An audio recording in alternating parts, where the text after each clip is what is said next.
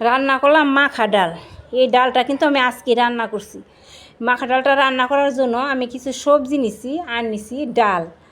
আমি half cup মুসুরির ডাল নিছি আর সবজি নিছি মিষ্টি কুমড় ডুমডুম করে কেটে নিছি, ছোটো আলু আর নিছি চিচিঙ্গে।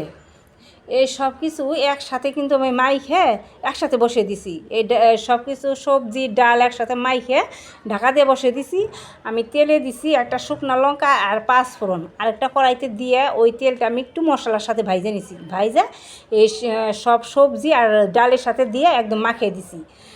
কিছু মশলা, যেমন জিরার গুঁড়া দিছি 1 চামচ, ধনিয়ার গুঁড়া দিছি 1 চামচ, পরিমাণ মতো হলুদ, পরিমাণ মতো লবণ, কাঁচা লঙ্কা। এসব কিন্তু আমি কড়ার মধ্যে একসাথে মাখিয়ে দিছি। মাখিয়ে ঢাকা দিয়ে একদম বসিয়ে দিছি।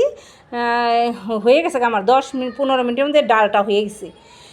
এই আমার মাখা ডালের রেসিপিটা যদি ভালো লেগে থাকে তাহলে পেজটা সাবস্ক্রাইব করে আমার ভিডিওতে একটা লাইক করবেন।